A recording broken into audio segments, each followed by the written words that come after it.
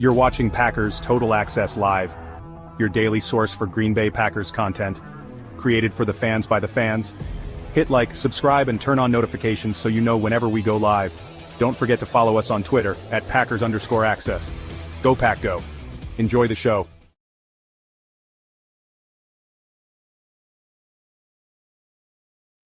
All right, what's up, guys? Welcome into Packers Total Access. My name is Clayton. You can check us out on packernet.com. Find me on Twitter at Packers_access. You can email us, PackersTotalAccess@gmail.com. You can text us, 865-658-5824. We are flying solo this evening. Emilio may join us. He's got some family still in town. I know Tim is out of town in Milwaukee, so obviously safe travels to Tim as he heads down to the great city of Milwaukee. We're going to cover some more Packers-Dolphins as the Victory Friday marches on. I know we had a football game earlier today between the Kansas City Chiefs and the Las Vegas Raiders, which the Chiefs do it again, and of course it ends on a controversial call that goes in the Chiefs' favor. That just seems to be the MO there anytime the Chiefs are involved. We'll also talk about some news around the North as the Chicago Bears obviously fired their head coach. We'll get your all's takes on that. Also, we've got a poll question up here on YouTube. Make sure that you get your vote in. And we had asked, who is your PTA Defensive Player of the Week? And the choices are Quay Walker, Lucas Van Ness, Kingsley Enagbare, or Isaiah McDuffie. And again, the Offensive Player of the Week for the PTA posse here was Jordan Love.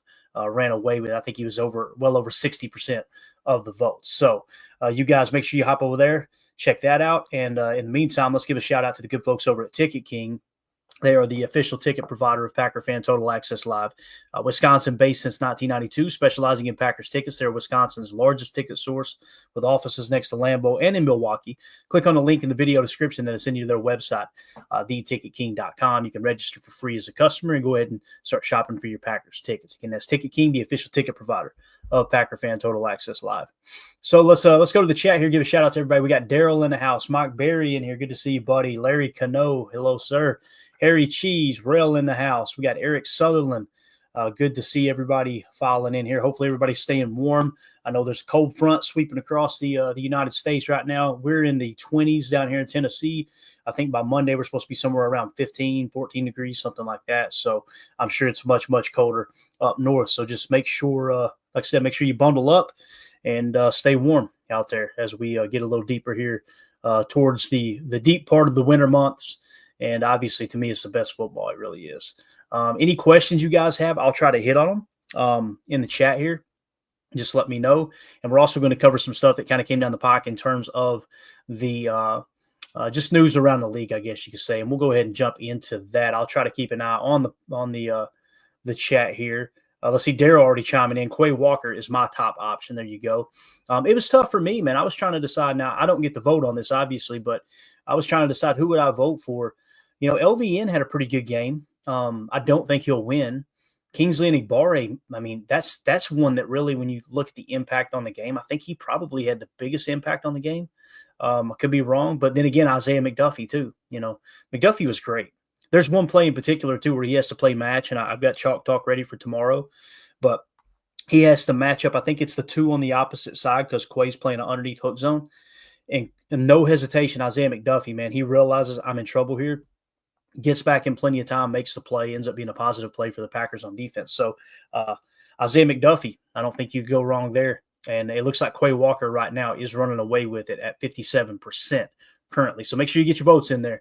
Again, that's an opportunity for you guys and gals to pick the players of the week every single week. That's the whole reason we do it. We try to stay out of it. Although I'm pretty sure Emilio and Tim still vote.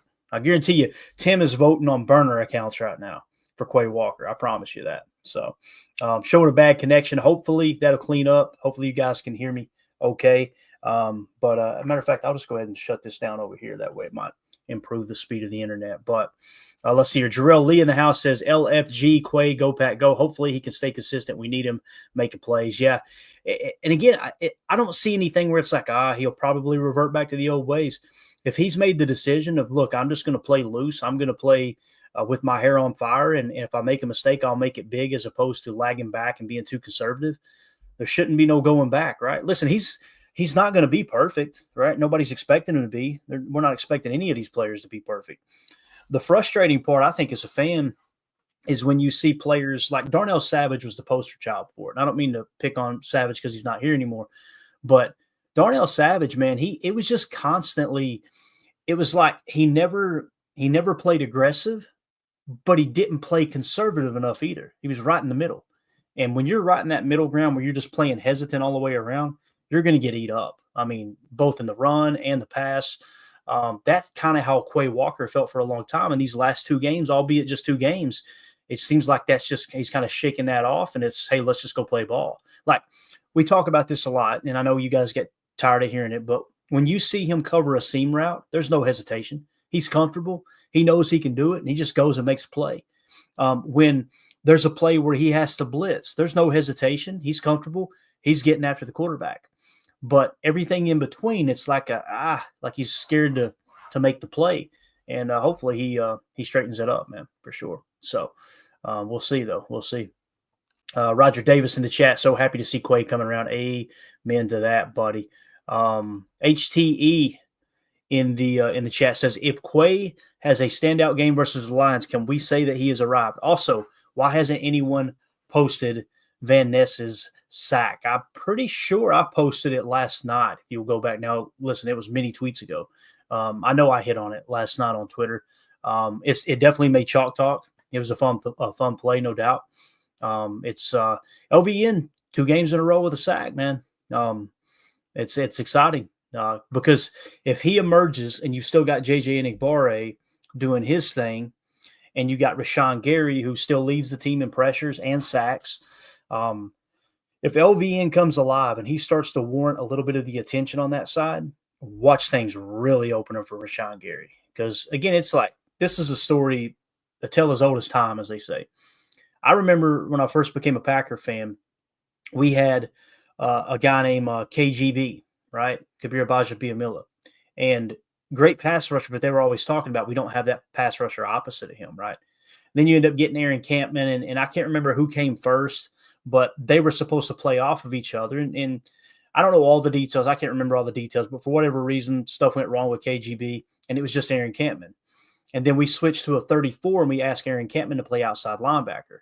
And he's used to being, a defensive end the whole time. And at that time, it was a lot more of a transition because the defensive ends were way bigger back then in the early 2000s, right? They were built like a hybrid defensive tackle, like maybe it just seemed like the defensive ends back there were probably sitting at about anywhere from 270 to 290-ish, right? And some defenses, they'd be 300-pound defensive ends because the run was still somewhat heavy at the time.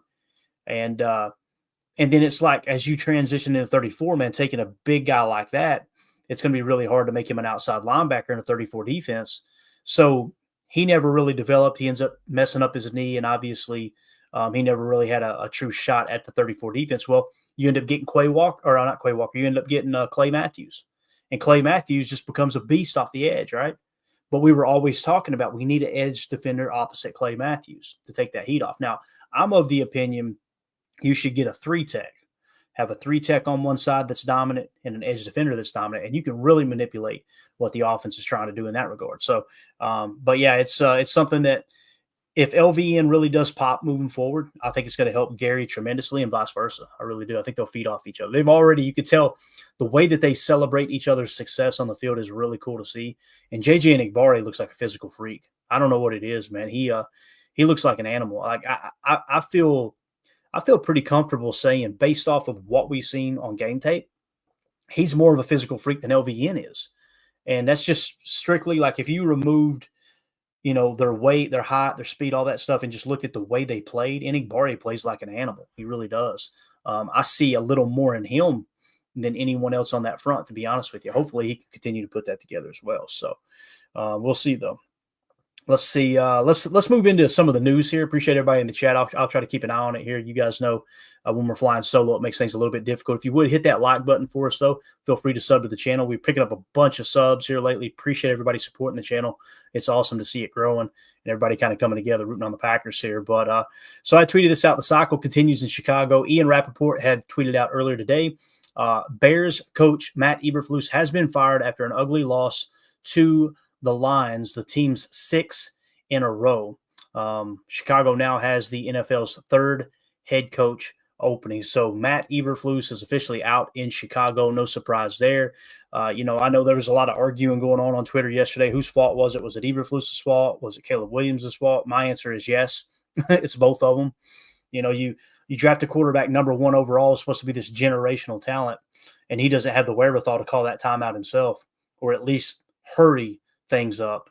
I mean, the fact that they ran one play in 30 seconds to lose the game is just, man, that's not – to me, that's not just – it's not just Caleb, it's not just Eberflus, but it's definitely both of them, and it's the OC too. Everybody's ranting and raving over this OC, the honeymoon phase of this the guy who stepped in for Shane Waldron after he lost his job, and they're like, oh my God, he's going to revolutionize this offense. Why isn't he getting any blame either? He's the one talking in the headset to Caleb. So Eberflus takes the fall here, and listen, well deserved. He's not a good coach. He's not been a good head coach. That's the reality of the situation. But also for the OC to not take any heat for it is kind of silly to me, because he should have been the one saying, Flus, timeout, call a timeout here. Or Caleb, get to the lines, clock it. Something else was being said. They all made a decision collectively as, hey, let's try to get another playoff. It was just an absolute debacle, and I'm here for it, man, to be honest with you. All right, let's move it along. Let's see. Hog NFL on Twitter tweeted out, Josh Jacobs and Xavier McKinney are 9-3 for the first time in their NFL careers. I love the pictures they chose here, too. Xavier with the cool shades on. Too cool for school, and then Josh Jacobs looking like a 12-year-old with the gator on there. But so pretty cool, man. These guys, think about where they came from. One came from the Raiders, right? The Las Vegas Raiders, and the other coming from the New York Giants. And look at both of those teams. We watched the Raiders give a game away to Kansas City today, and there's no surprise there. Nobody expected the Raiders to beat the Chiefs, but man, they are a bad football team. Another example of a bad head coach. Antonio Pierce was a really good football player in the NFL for the Giants. Been a horrible head coach, in my opinion. I think that emotion wore off real quick where the players wanted a players coach, and they felt like that was Antonio Pierce.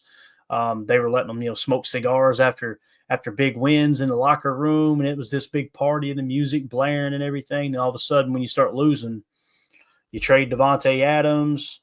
Now things are obviously going down the crapper for the Raiders. The fact that Josh Jacobs got to come from that situation to Green Bay, and now they're sitting at 9-3 is pretty wild to think about. And the same thing with Xavier McKinney, team captain, wore the green dot. What the hell are they doing in New York, gang? Like, think about that. You had the best running back in the league and arguably the best post safety in the league. And they were both team captains, and you let them both walk in free agency. That's a wild thing to think about. And I love that Goody puts such an emphasis on captain caliber players. And what I mean by that, not necessarily by the talent, although they're good there too. The main thing with that is they're leaders in the locker room. Their teammates vote them captains, right? Like you've seen Josh Jacobs, in the locker room. I think it was after last week, I believe. No, it was after this week. It was last night. Everything's a blur, man, from the last few days with Thanksgiving and everything. But hearing him talk in the locker room, he's all heart, man. That dude he's a real deal. Xavier McKinney, one of my favorite highlights of the year, and I know Xavier McKinney is I think he's still tied for the lead in interceptions in the NFL. My favorite highlight was him smashing that tablet when he missed that play. Like, it just shows you how much it means to him. And you think about this, and this is culture 101. The rest of the players on that team, who are the youngest roster in the NFL, they're sitting there looking at the guy who has no reason to be upset. He's having an awesome year. And if anybody has a little bit of maneuverability, a little bit of space to make a mistake, it's Xavier McKinney, right? He's balled out all year long.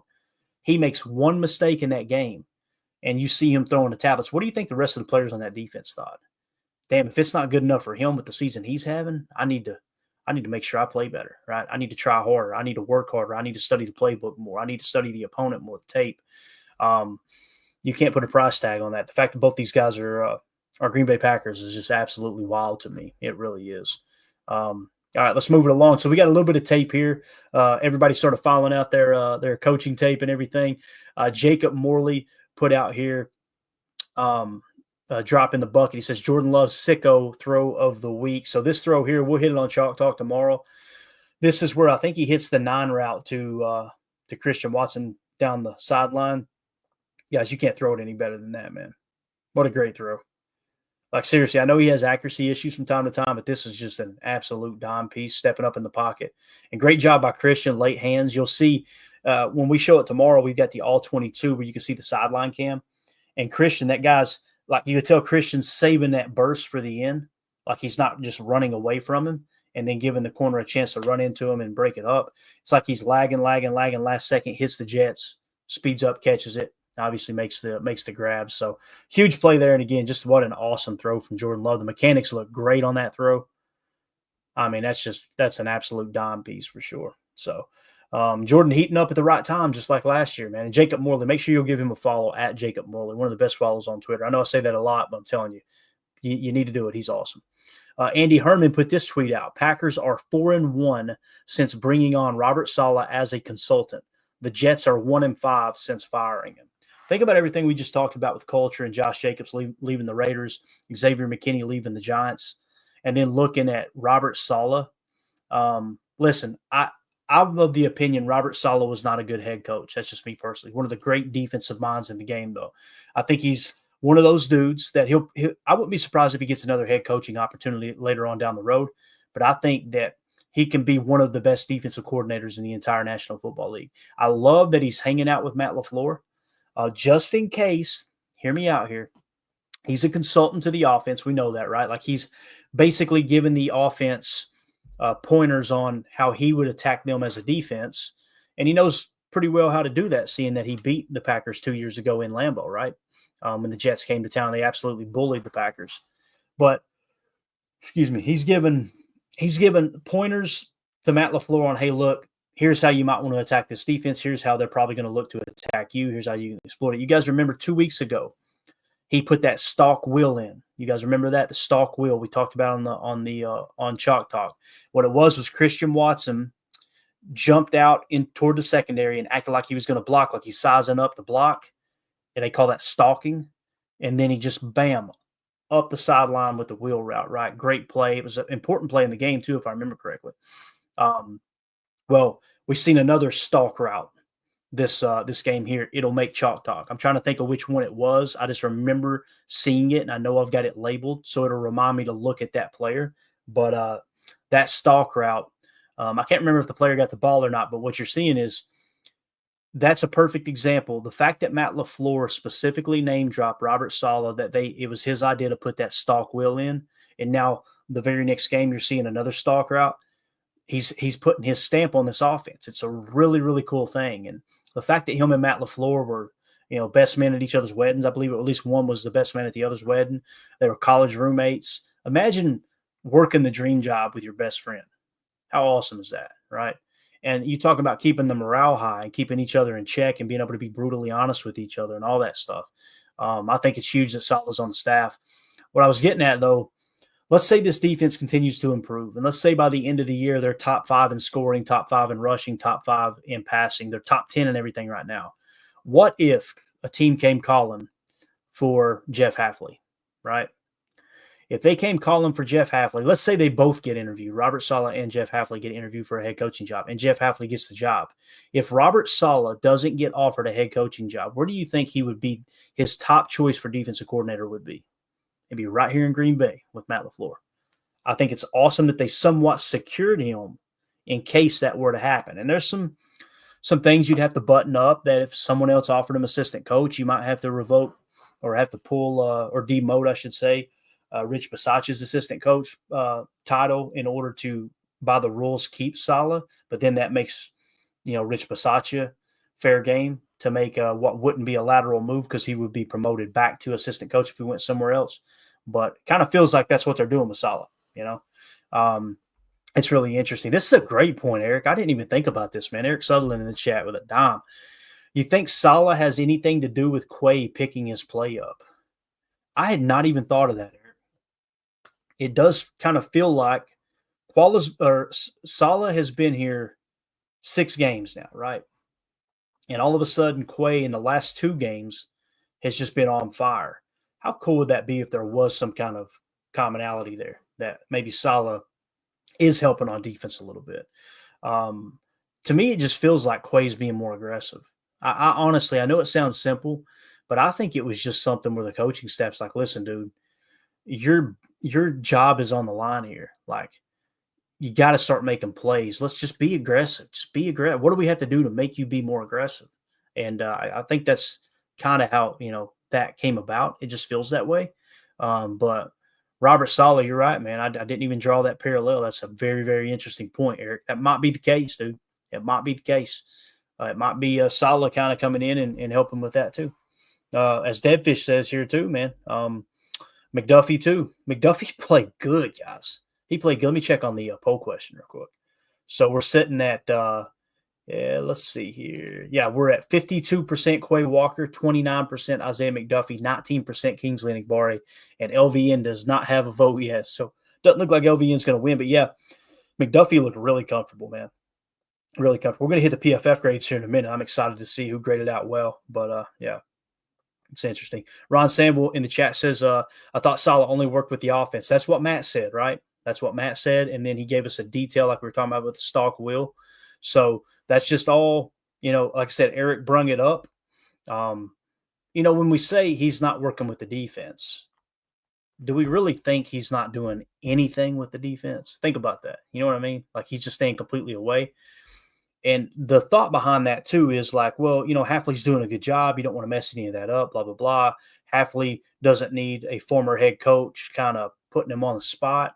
You heard what Hafley said. Robert Saleh is one of my best friends in football. You guys remember me talking about this back in when we hired Jeff Hafley. I immediately started pulling Jeff Hafley stuff. We pulled tape from BC to watch the defense. We pulled all kinds of stuff. We found an interview with a guy, his last name is McCarthy, I believe. And he interviewed Jeff Hafley.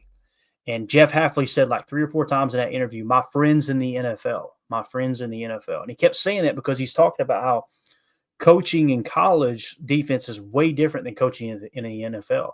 And he kept talking about his friends in the NFL. And every time he said it, I would say Robert Saleh, because he was at multiple stops with Robert Saleh. Lo and behold, we end up putting Robert Saleh on the staff, and he mentioned it in the presser. If he said, I'm certainly open to anything that anybody in the organization has, especially Robert Saleh. Saleh is one of my best friends in football. So there you go. I think we shouldn't kid ourselves into thinking he has nothing to do with the defense. But again, his primary focus is on the offense. But also, I think it could be something where Matt LaFleur and Jeff Hafley sit down and like, hey, what do you think about putting Saleh on this aspect of our defensive scheme this week? You want to throw him in there and just get his take on it. That he's not out there coaching players, right? But he's giving tips to the coaches and the position coaches, I guarantee it. So I don't know if that makes sense or not. But and again, we're just kind of spitballing here. We don't know exactly what's going on behind the scenes, but I think it's very interesting. I really do. All right, we'll get to the PFF grades in a minute. Shout out to Justin, our graphics guy over at PackerNet. If you guys aren't following him, go give him a follow at JYoungPackerNet. If you guys need any graphics created, he does that on the side. So hit him up. There's been multiple times I've asked him to create a graphic for me, and he just knocks them out of the park. So I appreciate him. I thought that was a really cool one. We actually use it as a thumbnail for this YouTube video with them grabbing the turkey leg there, got the PackerNet logo and all that good stuff. His Twitter handle's in the upper right, but I appreciate him. This is a cool video. I didn't see it earlier. I think it came out after we did the morning show, but the Packers actually tweeted out this video. Yo, it's going down. Thanksgiving time. At a feast. Come on. Thanksgiving feast. Off a dub. Thankful for the pack. Let's keep it going. So obviously, for those of you listening on the pod, they can't see that. It's Josh Jacobs and Jordan Love walking down the tunnel carrying that big-ass platter of food. And Jordan Love carrying a turkey leg too, gnawing on it, talking while he's chewing. I love it, man. Just such a cool dynamic to this team, man. They're a lot of fun to watch, no doubt. All right, let's get into a little bit of the tape here. We're going to break it down real quick, and then we'll get to the PFF grades. We don't want to go too long. I know everybody's exhausted from the holiday, probably been out shopping today too. But we'll just hit on a few of these. We're going to do Chalk Talk tomorrow. Get ready for that. I will post the time as soon as we decide on the time. May go to dinner tomorrow night, so we might go early, go live a little early. I'll definitely let y'all know in time to adjust your schedule if you want to tune in. But this play here, I said Tucker Kraft pointing at the end zone cam saying, You have a happy Thanksgiving. I thought this was cool. This is what Tucker does. This is the stuff Tucker does. Watch the end of this play here. Tucker going to have a little leak, make the catch, 16, 17. I think it was a 17-yard gain. Watch him get up, and I zoom in here. Watch this right here. Get him point at the all-22 camera. How cool is that? Love that dude, man. And it's obvious, too. He's pointing at the all-22 camera. Like, he's pointing at the end zone cam. Knowing they're going to be watching tape, I guarantee you the coaches caught on that. Or caught onto that while they were watching tape. If they watched any today, if not, they'll be hitting it tomorrow. I guarantee it. So next play, seeing a lot of this. Saw a lot of Dontavion Wicks slander. Listen, the drops are an issue. I'm not trying to negate that. It's been bad. It's been real bad. But there's other stuff he's doing in this offense that's, I mean, you can understand why Coach LaFleur keeps putting him out there. And again, he caught three. He caught 3 of the 4 targets yesterday. He had 1 drop, and it was a bad drop. Again, I can't emphasize that enough. But the dude is he's playing pretty damn good football when it comes to blocking and other aspects. On here, I said, make no mistake, the Packers bullied the Dolphins last night. Tucker Kraft and Dontavion Wicks doing the dirty work. Tucker throws one out of the club, and Wicks takes his guy to the cooler. Check this out right here, guys. So we're gonna have a play to the right here. I think I go slow motion in a second. So. You see Jaden Reed on the end route. Look at Tucker right here. Let me pause it. Look at Tuck, right? And look at Dontavion Wicks. Like, look at the body lean that Tay Wicks has here. Look at that technique. Like, he's putting everything he's got into this block to seal the edge. Look at that running lane it creates for Jaden Reed. Now, watch Tucker Kraft on this. Let me drop that comment down. Look at Tucker Kraft. Going to throw his guy completely out the club. Watch this.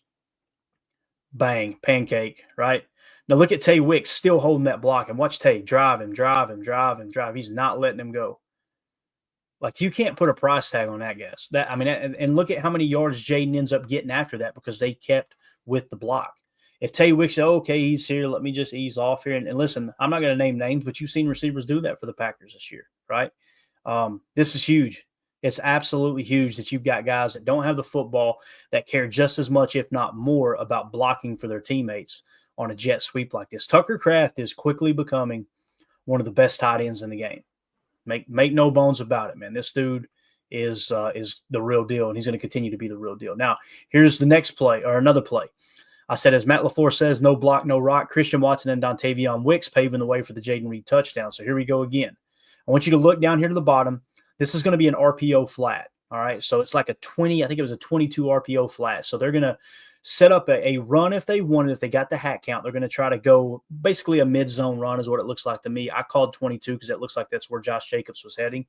And what Jordan's doing is with the run-pass option, if he likes his hat count over here, they've got a flat baked in, a F flat right here. With the F with the flyer, he's going to run a flat route. And you got Tay Wicks looking to block the safety and Christian Watson blocking the corner. Now look at the hat count, guys. Look at this. When you talk about they were keying in on stopping the run, look at how everyone's on the right side of the line. If you were to draw a line down the center of the field, they're on the right hash. You've got 1, 2, 3, 4, 5 defensive hat count. You've got 1, 2, 3, 4, 5, 6 blockers. Okay, I'm sorry, 5 blockers. So it's 5 on 5 with blockers. Your +1 on the hat count is actually the guy who's going to catch the ball. And I slow motion here so you can see these guys. Watch Christian's the 1, Tay Wicks is the 2, Jay Reed's the 3, and he's going to be getting the F flat here. Watch this.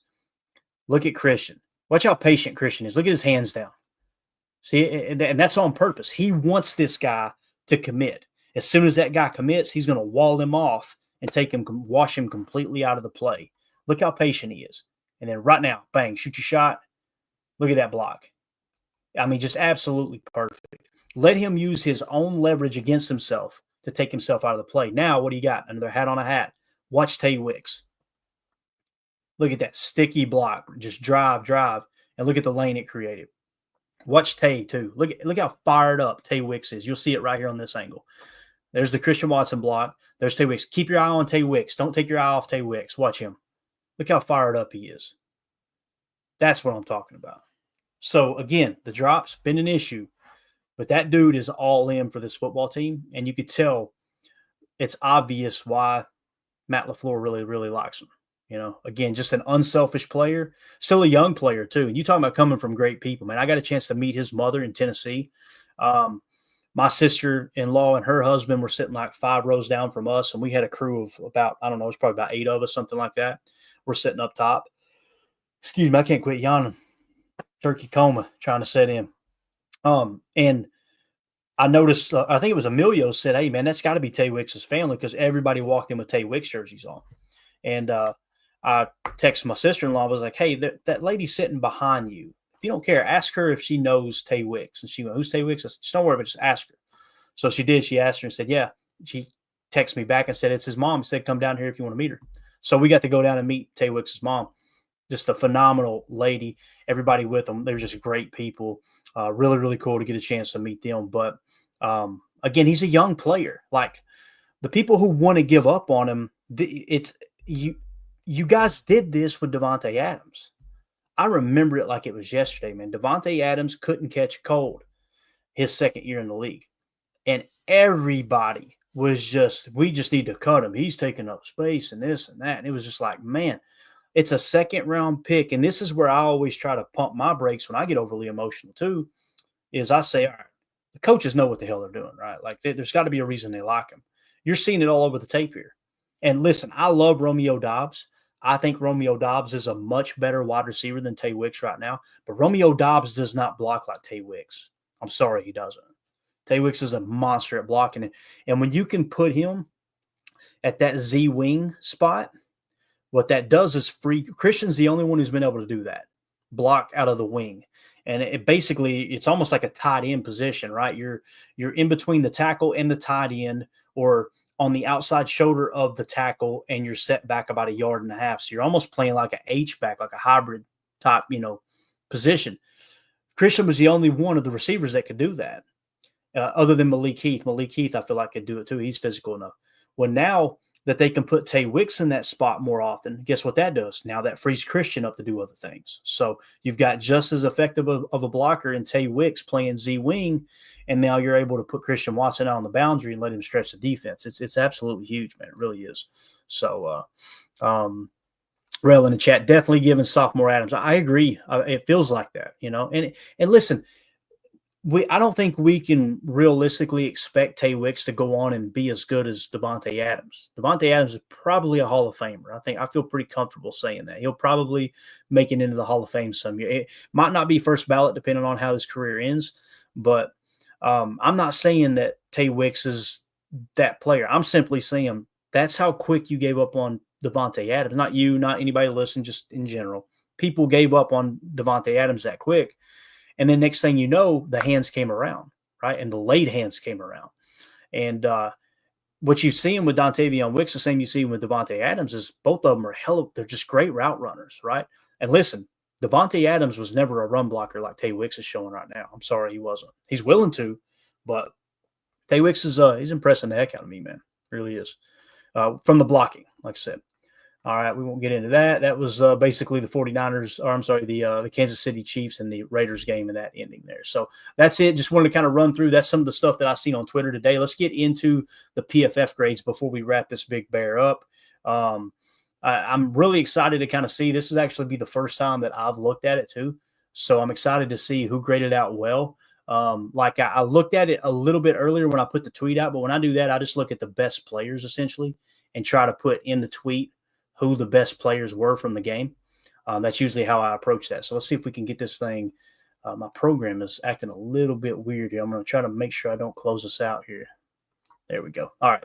So let's get the PFF grades up. And they took a pretty good jump in terms of team grades this week too. I noticed that as we get it on the screen here. Hopefully you guys can see this okay. I'll go full screen just to make it a little bit easier.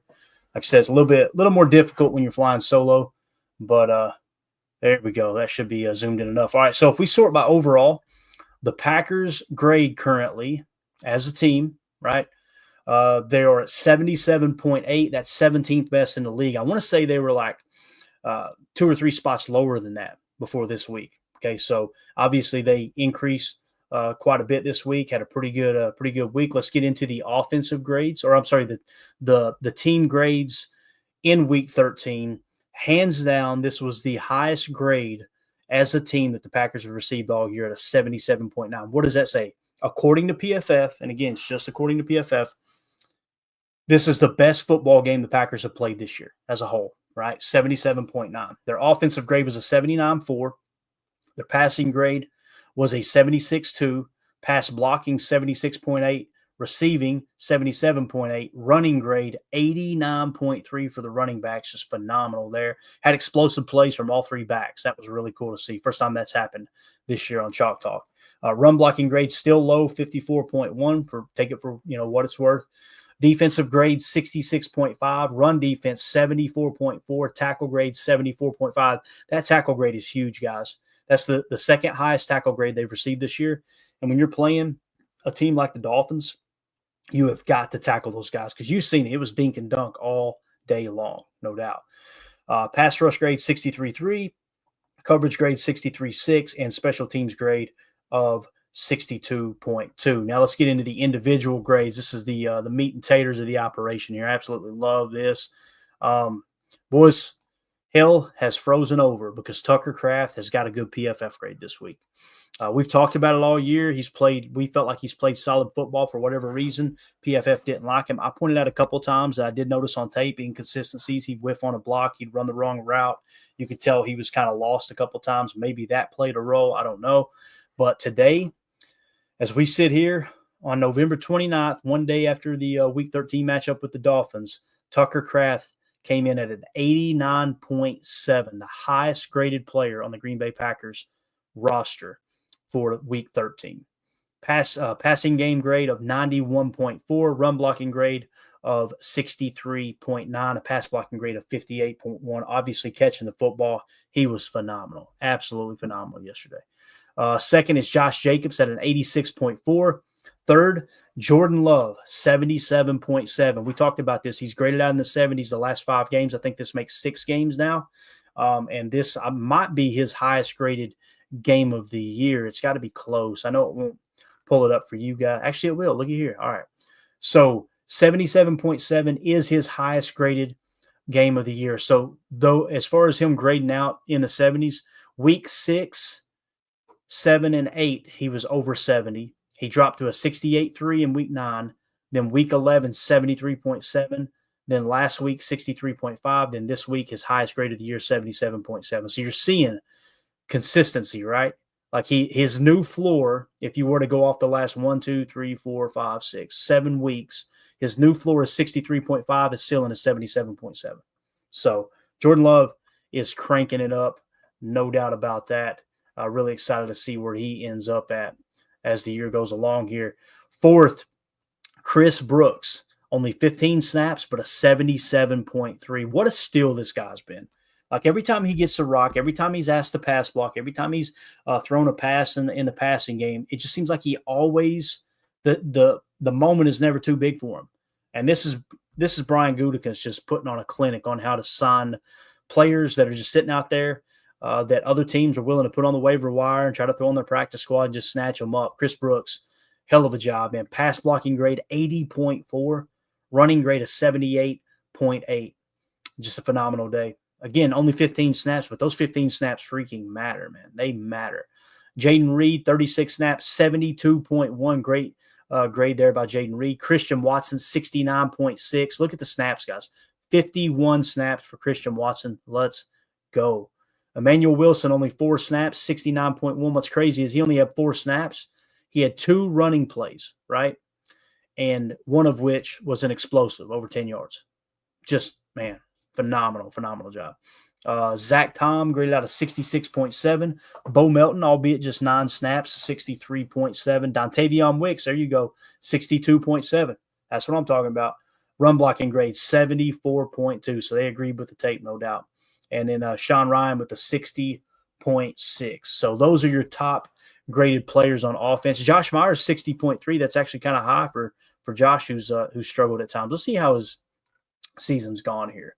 50, 60, 54, 63, 38, 59, 67, 44, 57, 63, 60. So, yeah, that's kind of like right there in the middle for Josh.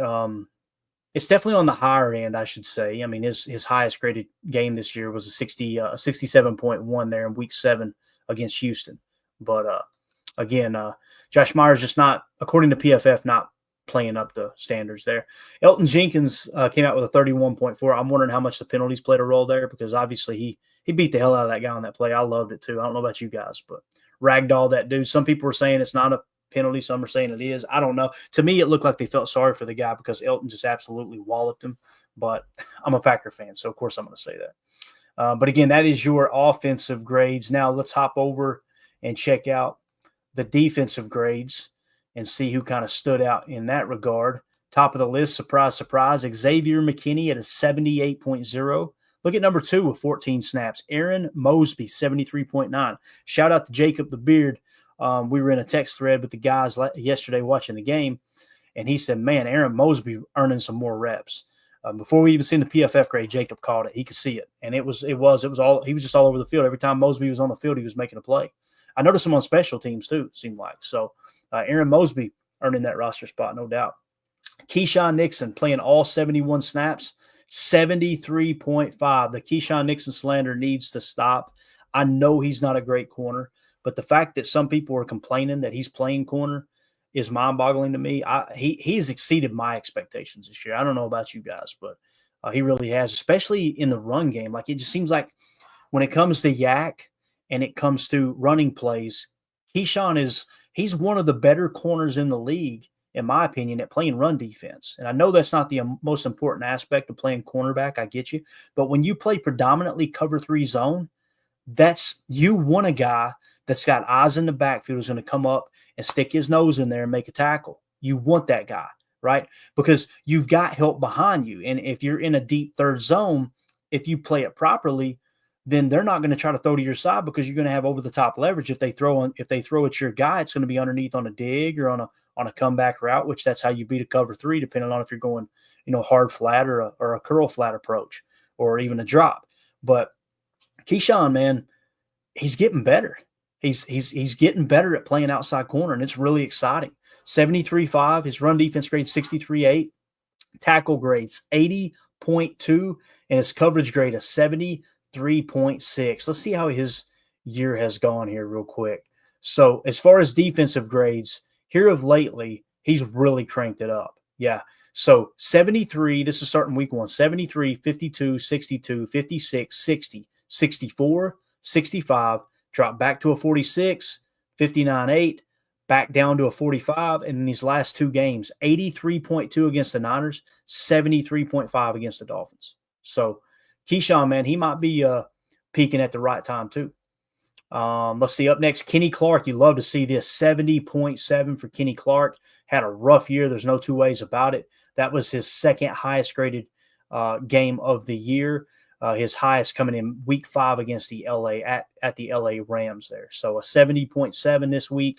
Run defense grade 74.2. Tackle grade of 69.9. So Kenny having a little bit of a bounce back game according to PFF.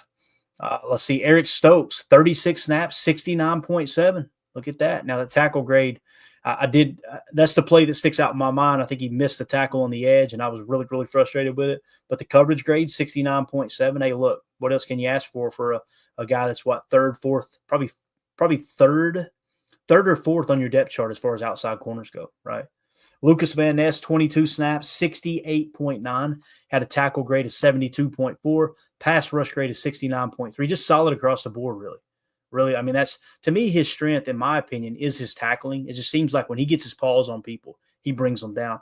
If you could give Devontae Wyatt LVN's wingspan and ability to tackle the ball carrier and give LVN Devontae Wyatt's pass rush ability, man, you're talking about creating a monster. So hopefully they can put it together. Quay Walker, 68.5. Run defense grade, 83.3. Let's freaking go. Tackle grade, 82. Pass rush grade, 76.9. Coverage grade dipped to a 55.2. Let's take a quick look at Quay and what he's done so far. Let's just look at the last 3 weeks. 62.6, 91.4, 68.5. And really, heck, if you go back 2 weeks prior to that, 76.8 in Houston. So what's his grade now for 2024? Still just sitting at a 58.1. Still pretty far down. Hey, he's cranking it up, though, man. Again, you've seen a lot of greens and blues here in these last 2 games. Let's see if he continues to improve as we go along here. toward the end of the season. Devontae Wyatt, 64.9. Carl Brooks, 61.4. Brenton Cox Jr., 60.3. TJ Slayton, 60.3. The Quay Walker sack, we'll hit that on Chalk Talk tomorrow. Man, TJ Slayton just absolutely blows the whole play up. It was awesome. Absolutely awesome. Kingsley Enagbare, 60.1. Carrington Valentine on 35 snaps, 60.0. Isaiah McDuffie, 59.2. But look at the run defense, 81.9. Tackle grade, 83.0. He struggled in coverage is what it says. So 49.4 according to them. Rashawn Gary had kind of a down game, 58.7. And his PFF's been pretty bad this year, really, when you think about it. From time to time, considering he is it's supposed to be our top edge defender, our top paid defender, no doubt, at the edge position. His PFF grades 59, 45, 63, 59, 66, 81, 74, 60, 63, 79, 62, and 58. So keep an eye on him. As we got, what do you have? Like 5 more? I think we got 5 more weeks left, I believe. So we'll see if Gary finishes strong. I think he's still our highest graded edge defender on the season, if I remember correctly. So Eric Wilson had kind of a bad game according to PFF, 43.8. Evan Williams had kind of a down one, 47.6. Javon Bullard, 66 snaps for Javon Bullard. They did what we kind of expected them to do, it press into big nickel a little bit. Sometimes even when there was base 21 or 12 on the field, they did that a little bit. We kind of called that in the pregame. Kobe Wooden with a 54.8 as well. So now let's take a quick glance at special teams, and then we'll go to the chat and get you guys and gals out of here. Zane Anderson, he is a real person, 17 snaps, 76.9. Malik Heath, dog, only 3 snaps, but 75.3. Eric Wilson, there's your contribution to the game, 73.1 for Eric Wilson on special teams. Javon Bullard, 8 snaps, 72.1. So those are four guys that stood out. Look at Katano Ladapo, 64.4. That's strong there as well for a rookie. So you're getting some guys contributing there on special teams as well. So those are your PFF grades for the week. And I don't know, man. I'm excited to see what this team does coming down the stretch here. Next week is going to be awesome as we get ready for the Detroit Lions. I think that's going to be a game that has the ability to be one of the top games of the year. What I like about it, too, is I'm hearing that the Lions are banged up. I haven't had a chance to really dive into it yet. But if they're banged up or not, the thing about this Detroit game, they just came off a game where they barely inked out a win with the Bears, much like we did. So, touche. But when you look at the momentum the Lions had, it kind of feels like that momentum is tapering down a touch, and our momentum is ramping up. Many times in the National Football League, it's not who you play, it's when you play them, right? You catch a team that's hot, it can be a buzzsaw. You catch a team while they're cold, it can be the spark you need to create momentum in your season. So I think that Dan Campbell, no matter who they march out there on the field, how banged up they are, I think Dan Campbell's going to have those boys ready to play. I think it's going to be a hell of a matchup. It's going to be on Thursday Night Prime, right? So it's going to be on Prime Video, and it'll be Al Michaels and Kirk Herbstreit on the call. I personally love them. I love the way Al calls a game, and people criticize him. He's a minimalist. He doesn't go crazy with the emotion. We live in an age where many people like the Gus Johnsons, where they're just over the top, fake excitement. Kate Scott, another one that's just like, please stop yelling. Why are you yelling? Al Michaels, his approach is much like Pat Summerall. Pat Summerall was very, very minimalist. He wants you to hear the crowd. He is going to give his take on the play, add a little bit of humor, but just be very soft-spoken and let the game call itself, essentially.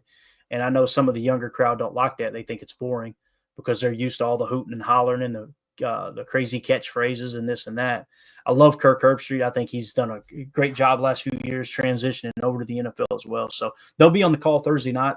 There's a thing called Prime Vision. If you guys haven't watched a Thursday night game on Prime this year, you can actually trigger it up where they put next-gen stats on the screen, and they'll actually show you when a player's blitzing, and they get it right more times than they don't. So if someone starts to sugar, if they get into that zone where you think, okay, they might blitz, they'll light up red. There's some really cool stuff there you guys need to check out. It's really, really neat for sure. So that being said, though, I think we pretty much hit everything we wanted to hit tonight.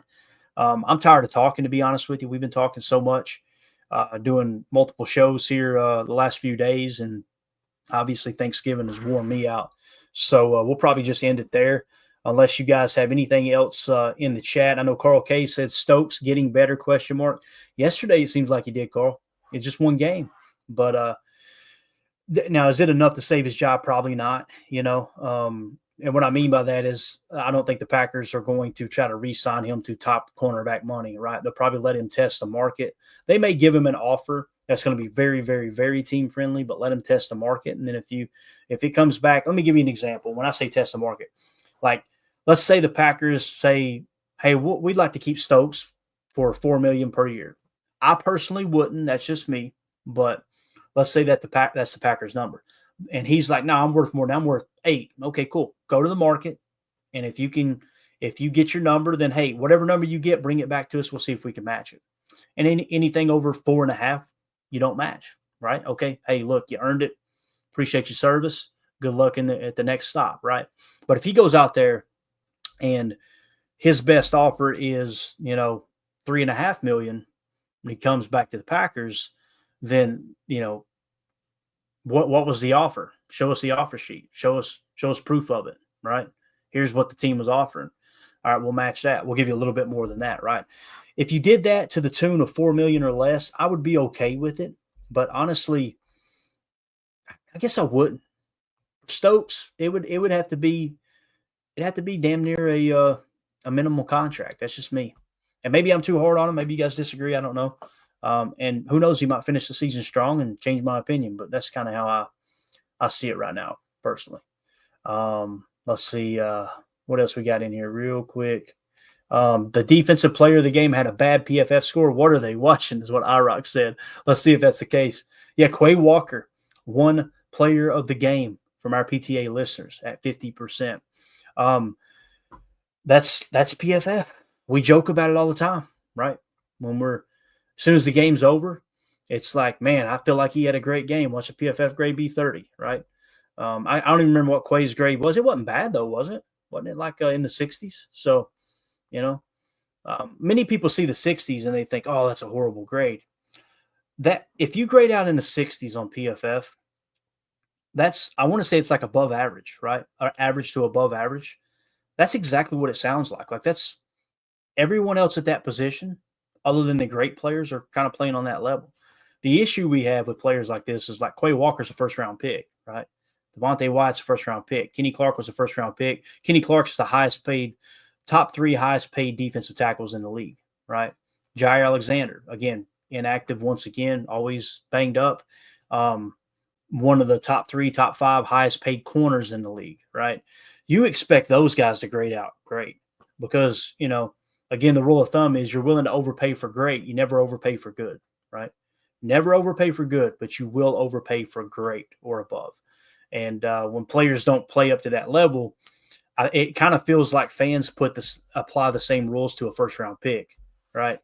And as I've gotten older and been a fan a little bit longer now, I'm coming to the realization that first-round pick doesn't mean nothing. It's just simply they see a higher upside with that player than the other people on the draft board. So maybe I've been looking at it unrealistically too, That's why I'm always team trade back. Hey, let's trade out of the first round, pick up some extra picks, and just take multiple swings at guys that you think will have a chip on their shoulder and they're really, really close to grading out to being a first-round pick. You know what I mean? So I can't wait for the draft. Draft season is going to be right around the corner. It's going to be a blast. We'll get really, really creative with the draft this year too. Obviously, it's going to be in Green Bay. I'm trying not to talk about it because we're in the middle of the season and playoff run and all that, but it's going to be awesome, man. We're going to have a good time at the draft this year in Green Bay. So, all right. I rock. Appreciate you, buddy. Says W Stream. Thank you so much, man. We appreciate it. Anything else in here? Donald in the chat says Stokes and Valentine both need to be upgraded, in my opinion. Yeah, and Valentine's going to be on the roster. He's got multiple years on the contract. That's the floor, right? That's the floor of your corner room. If you let Stokes walk and you go try to find his replacement, what if you do hit on one like Alexander again? That would be huge. Having another stud corner opposite of Jair Alexander. And then you got Carrington Valentine and Keyshawn Nixon, and these guys kind of rounding the room out for depth and competition, really competing for that starting job. So going to be interesting. Deadfish says first home Thanksgiving win in 101 years. If that's true, that is wild, Deadfish. That's a wild statistic. So, all right, that's it, guys. I'm losing my voice. Throat's starting to hurt. Appreciate everybody hanging out with us. We'll be back tomorrow. I'm going to check the schedule and see. We'll probably do a morning show tomorrow, and then I'm trying. This week has got me all screwed up. Like, let's see. Tomorrow will be Chalk Talk, right? So tomorrow night we'll do Chalk Talk, or late afternoon we'll do Chalk Talk. So Chalk Talk will be tomorrow night. We might not do a morning show. We'll see how we feel in the morning. Like I said, I've got kind of developing a little bit of a sore throat here. So if we get up, we feel good, get a cup of coffee in us, we might do a morning show. But definitely doing Chalk Talk tomorrow night. And then the following day, which would be Sunday, right? We can kind of recap what's going on around the league and treat that like our first day getting ready for the Lions game, kind of see what they're doing different maybe as opposed to the last time that we watched them. So that'll be a lot of fun there as well. So I see all the thank yous in the chat. Hey, great show, Clayton, says Mike Berry. Thank you so much, Mike. Appreciate you. Go Pack, go Donald. You are the man. Mr. Larry Cano, thank you, sir, for tuning in. Appreciate y'all. Help hit that like button. Again, thank y'all so much for tuning in. This was a lot of fun. See you later, Eric. Appreciate you, pal. And we'll be back tomorrow. Everybody have a wonderful evening. For those of you listening on the pod, thank you for making us a part of your day. Hopefully you guys and gals had an awesome Thanksgiving as well. And we will talk to you soon. As always, let's go out and be the change we want to see in the world. And go Pack, go. Thanks for watching Packers Total Access Live, your daily source for Green Bay Packers content. Created for the fans by the fans. Hit like, subscribe, and turn on notifications so you know whenever we go live. Don't forget to follow us on Twitter at Packers_access. Go Pack, go. Have a great day.